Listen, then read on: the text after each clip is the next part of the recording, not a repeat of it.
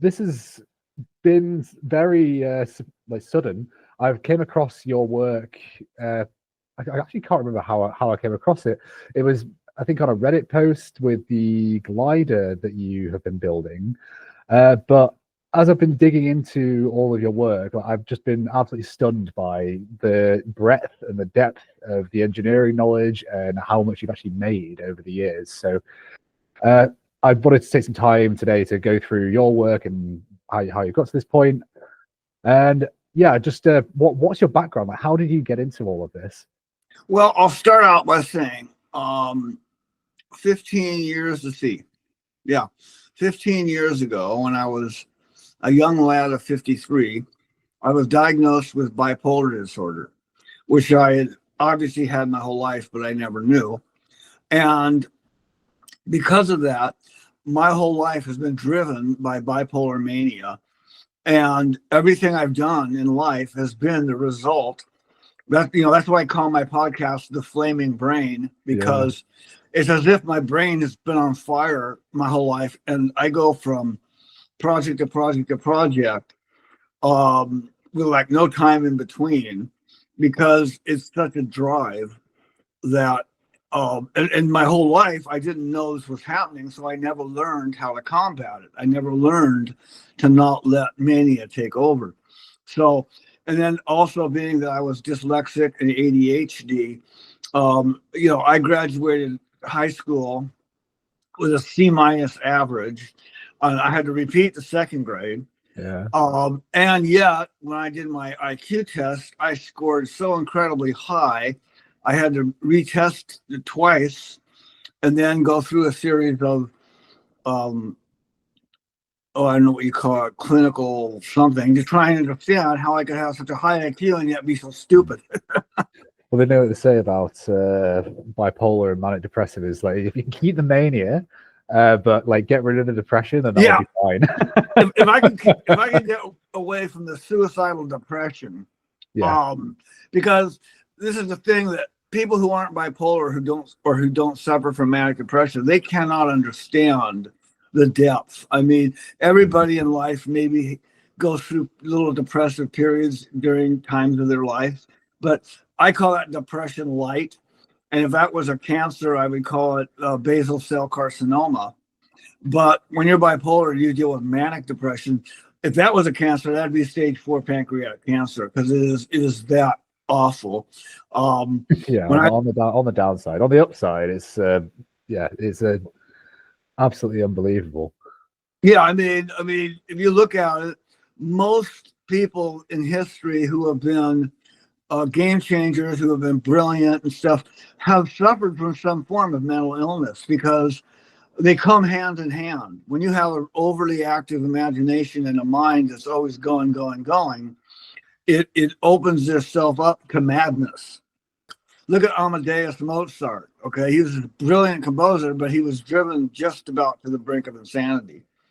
Mm. So, so anyway, I never was able to go to college. I never went I never got any degrees and everything.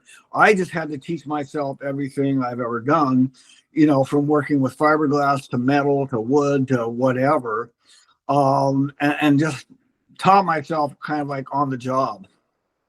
I'd love to know, like, what did you do to learn these skills? Like, what got you into them in the first place? I can see some fighter jets on the background. Were you in the military at some point? No, I just had this determined drive to do things. Like, for instance, in 1978, I had this idea to build little 2-man recreational submarines to put in tropical resorts. I've seen And this. Yeah. Okay. so for 8 years, I worked on the idea and the concept and the design. And then one day in May of '86, I happened to meet a man from Vancouver, Washington, believe it or not, who owned his own island in Fiji.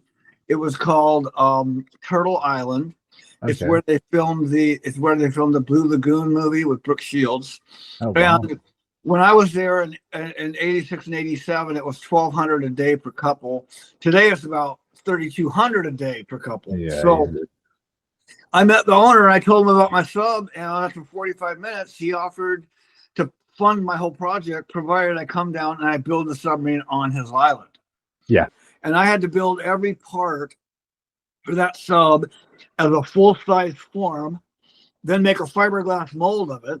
Yeah. And then using the fiberglass mold, I'd turn around and produce the finished product. So it was quite involved. Well, yeah, the internet and YouTube didn't exist back then, so there was none. There were like online instruction manuals. Oh no, there was no. Yeah, there was nothing. I mean, like I said, I went to Tap Plastics and bought what was considered to be like the fiberglass Bible that gives you everything you need to know. And I had about 2 days to read it and figure out everything I would need to load on that container ship and then get down to Fiji. Experience on that island was just unbelievable. Yeah, then so that was, and then 10 years later, I'm working on my rocket. But how did the submarine build go? Like, was it I had, believe it or not, I had it in the water after only 15 months, and it worked well enough to prove that this was a workable concept. But the sub was, it was my first one. It was a prototype. I had to take too many shortcuts in building it because I didn't have the kind of machinery or equipment I really should have had. So it was never able to be put into service.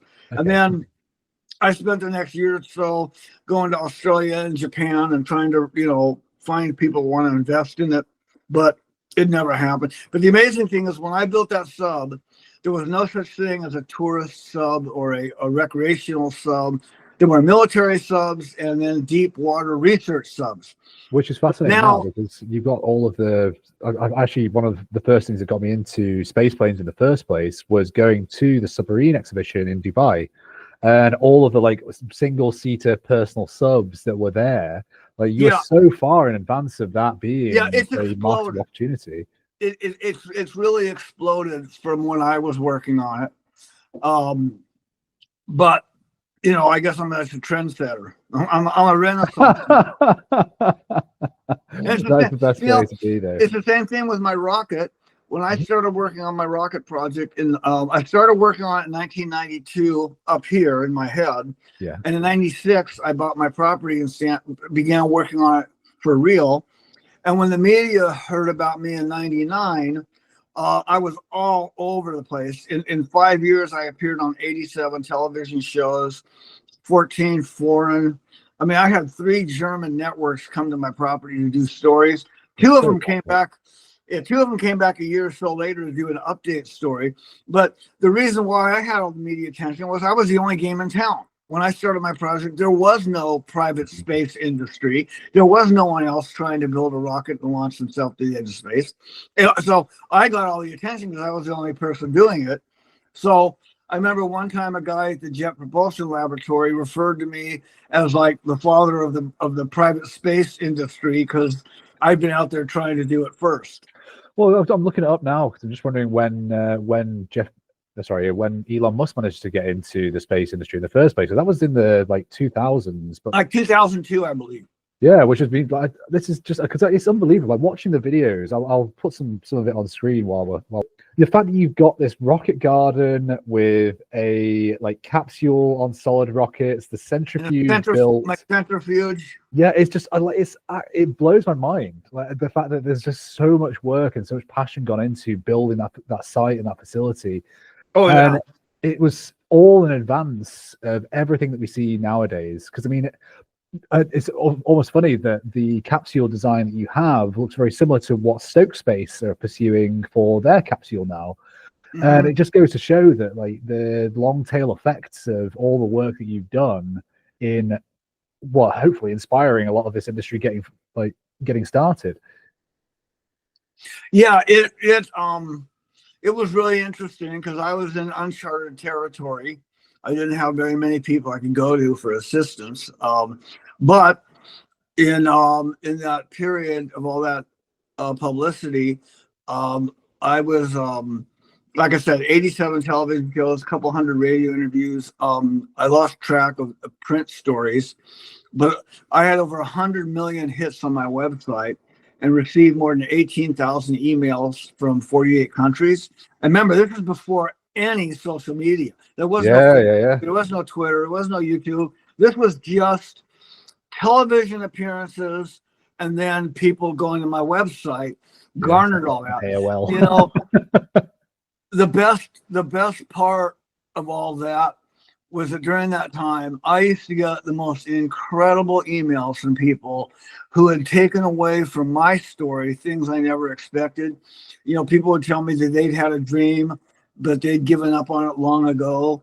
And now when they saw some guy with a dream as huge as mine, it rekindled their own interest to go back to what they had wanted to do. And I mean, that kind of message was repeated thousands of times. Yeah. And of the 18,000 plus emails I got, I actually read every single one. And believe it or not, I personally answered 97%. I didn't answer the hate mail. And believe me, I got you always do. Yeah. But I answered these people, and I always put something in my reply to let them know I had read their email, and it wasn't just a stock answer. So my fans loved me because I connected with every one of them. I'd get up sometimes at 4 a.m, and I'd spend the next 5 hours just reading and answering emails and that was the best part of my day, because I would get these emails that would literally bring me to tears. Especially, you know, I invented this toy, the Light Chaser, which became Disney's biggest. I used to. I think I had one of those as a kid. Everyone had a Light Chaser. And I used to get emails from parents with kids with special needs, and they would tell me what this toy had meant in the life of their child. And I mean, yeah, I was brought to tears many times reading, especially the little 7-year-old girl who died of leukemia while she was holding her Light Chaser in her hand. So, you know, I made about $10 million off that in a decade, and that was nice. The money was nice, but I'll tell you, when you find out the joy and happiness that your invention has brought to so many people, like, I mean, they sold close to 100 million of these, mostly just through the Disney theme parks. So that was going to be my next question, because I'm wondering, like, how on earth was this all funded? There's all this facilities, all the layups, all the tools, and the workshop that you've got. Like, there must be some money there, and this is it. There's invention behind the whole thing. I've actually licensed 23 other inventions, but none of them even would have showed up as a blip on the radar compared to this. Like, this is a little thing I invented like back in '93, I think. And you invented that? It's an air-powered gyroscope. I used to have one of these. These are one of the craziest things I've ever seen in my life, because they spin. And instead of having to let it stop and then wind a string, you can just keep it going indefinitely if you want to. Well, because I turned up on the playground where everybody was playing with the Beyblades with this. Yeah. So, you know, I've invented over 800 things. I only licensed 23 of them. Only 5 of them made me significant money, and only one, you know, was mega. And that's what funded the rocket project. Fabulous. Well, I mean, I'm stunned that you've been able to do so much with it as well. It's like,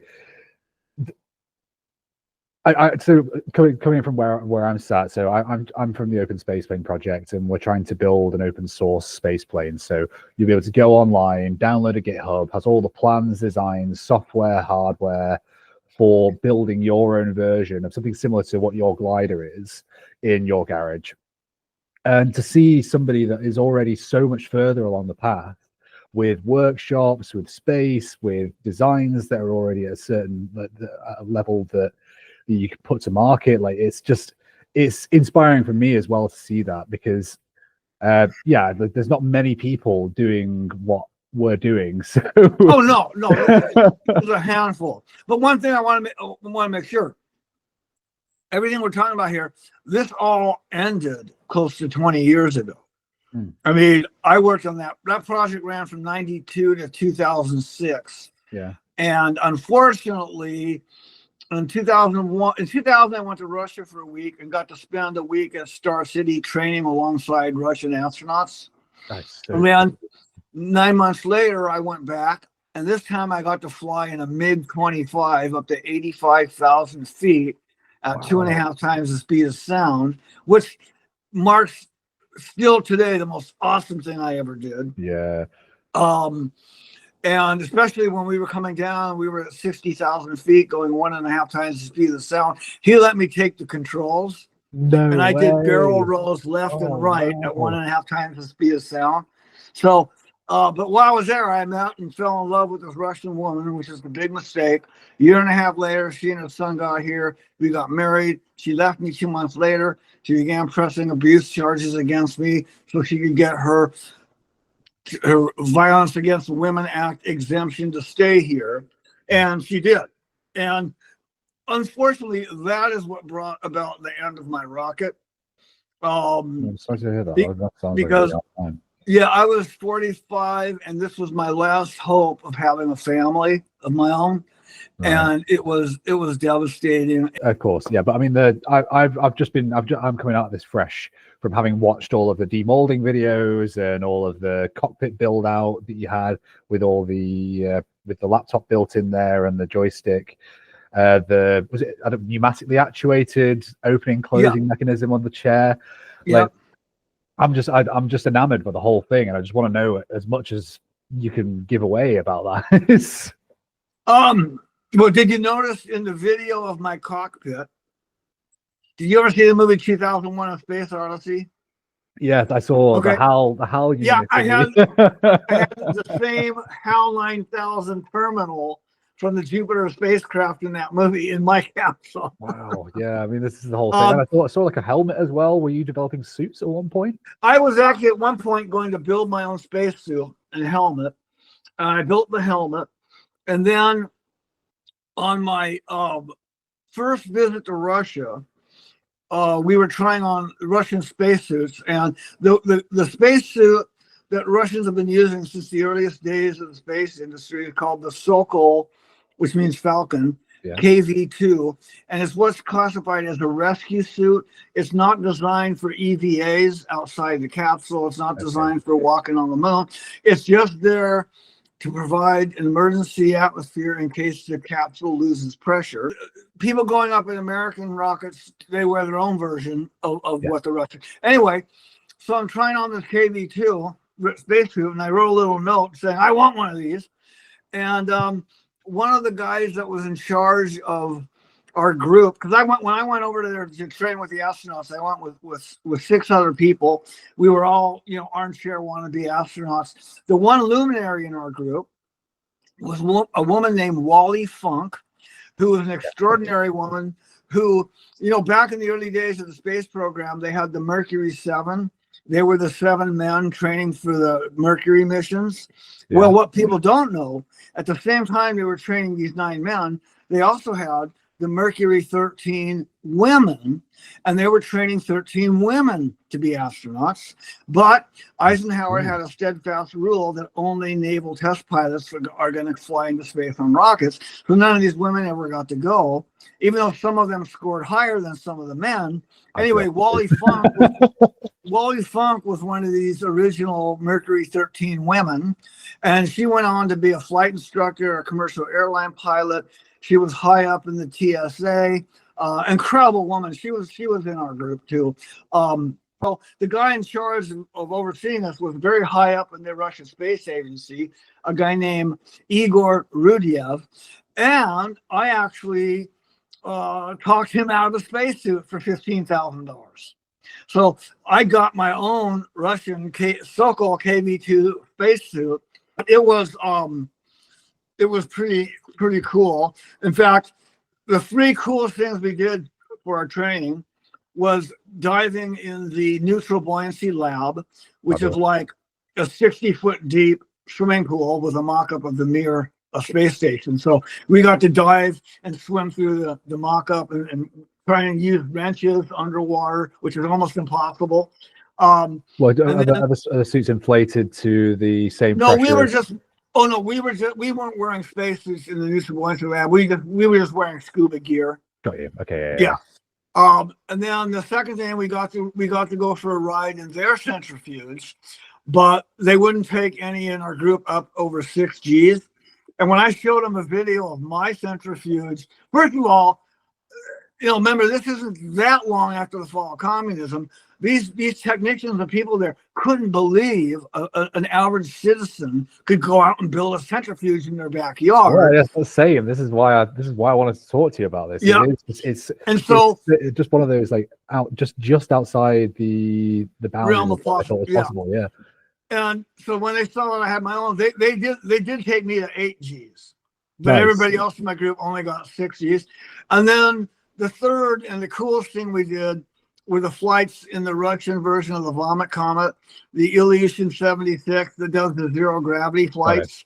The plane, it flies in a parabolic arch. And so we did 8 circuits of 0G for 30 seconds each circuit. And then, but by the 7th circuit, we were pretty much all throwing up.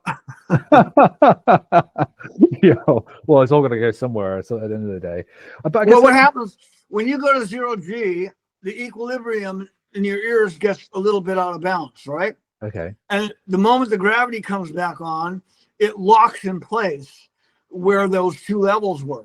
So each time we do a circuit, when the gravity came back on, we feel a little bit more nauseous, and a little bit more nauseous. And so after the 7th time, well, actually, it's funny. There were 3 women and 4 men in our group. None of the women threw up, only the men. It was kind of embarrassing. And I figured, well, I think women are probably more used to nausea than men because they have to deal with us. Yeah, that's true. Yeah. Well, I, from what you're telling me, you were going through all the stages of training to be an astronaut yourself. So I don't know, like, were you training to go on to Mir as a private citizen, or like was it just that you wanted to build? Yourself? I wanted to build my own rocket, launch myself to the edge of space, become famous, attract tons and tons of investment, and become Elon Musk before Elon Musk became Elon Musk. Yeah. I had long-term plans. But like I said, the devastation caused by the loss of my hoped-for family brought an end to the rocket and pretty much brought an end to me. I began to spiral downward from that point. And, life has not been good for me the past 2 decades. Put it in perspective, though. Like, I mean, the fact that you're talking about this now, I think hopefully there will be more people that can see it. Because I think it's one of those things that like we've struggled with the same issue is visibility, and like holding attention on the internet is like just the absolute currency of everything. So what we want to do in the Open Spaceplane project is bring in all of these people that have had projects and that like want to like encapsulate, archive it, pass it on to the next generation, so we can all support one another. Because it still blows my mind. And like, is this the capsule that you were designing, the helicopter capsule? Oh yeah, I'm just gonna. That's this has been become my newest thing. Helicopters. I love helicopters, but you know what? They're not really very good for taking sightseers because they're noisy, they're loud, they shake, and you got these little windows to look out. And if the helicopter develops a mechanical problem and it's going to crash, then you're all going to die. So my idea is you got also rotation. That's it. I want to take people out of the helicopter. I want to put them in a helipod. So this could seat 3 people, and basically, it is towed about 100 feet behind a helicopter. So there's no noise. Oh. You can talk to the person next to you without headphones on. Look at your visibility. And it's safe because if something happens to the helicopter, the pilot just pulls the handle and it releases the pod. And as it releases, it pulls out a parachute, just like a static line on a military jump. So, and this would have 2 little floats that would inflate, so it would cushion the landing, or it would float if you landed on water.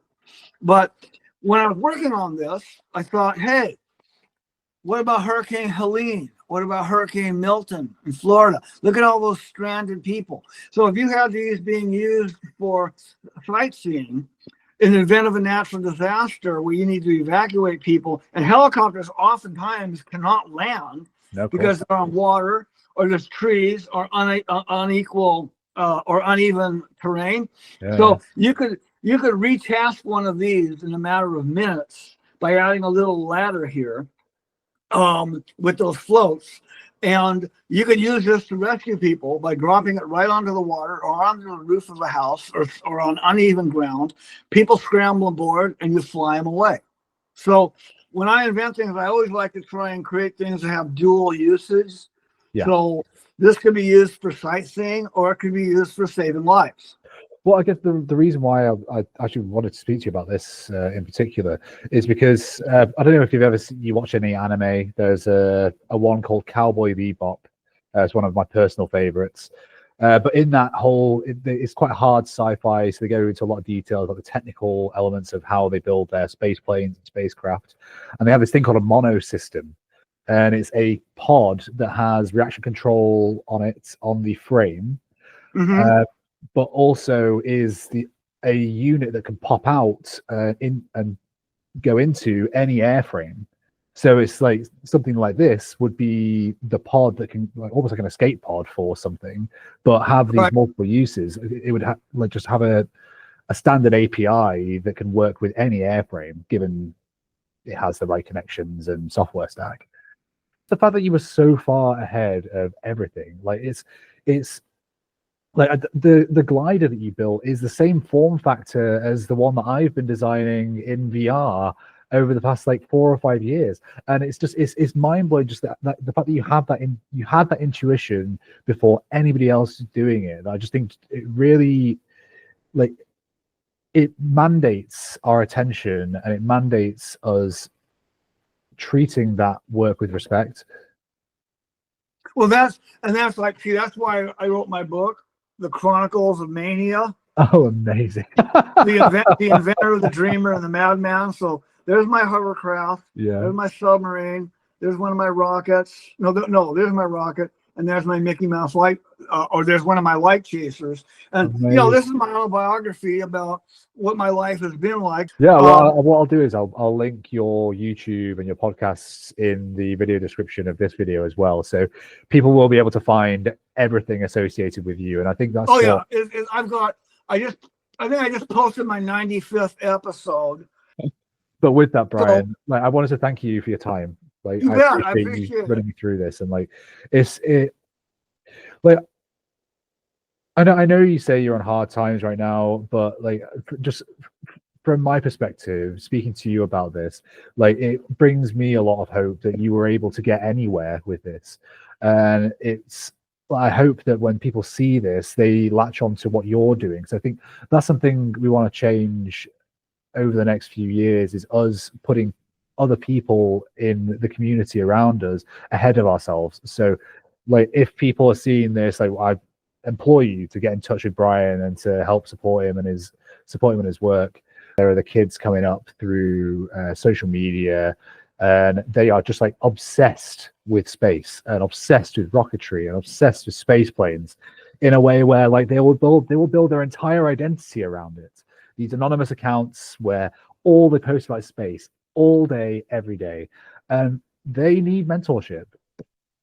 They really do. I think coming from your position of having done what you've managed to do, where nobody was doing it, and I don't know. I just think that's really inspiring, because it's just it takes balls to do that. It takes something extra to come in and try and build something where the path is not built for you. And yeah, I mean, Elon Musk and Stoke Space and all these companies now that maybe knowingly or unknowingly are enjoying the benefits of that work. It just goes to show that the work that you did then mattered. Because well, I'll be honest, it would be nice if I could get a little recognition along those lines. That hopefully this is the first step towards that.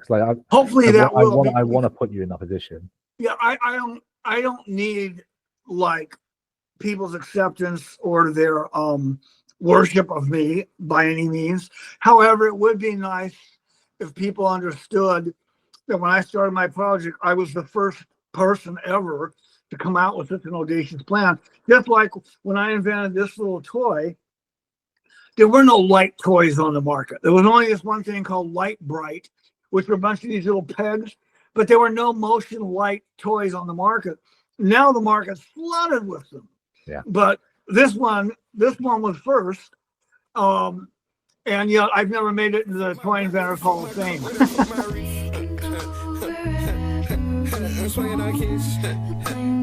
So this was a totally cool and unique aircraft I was working on. They had 3 modes of propulsion, rocket motors, a turbine jet engine, and 2 pulse jets. 180-pound thrust turbine engine. There's a cluster of hydrogen peroxide rocket motors. They can rotate down to give me vertical thrust. You see there?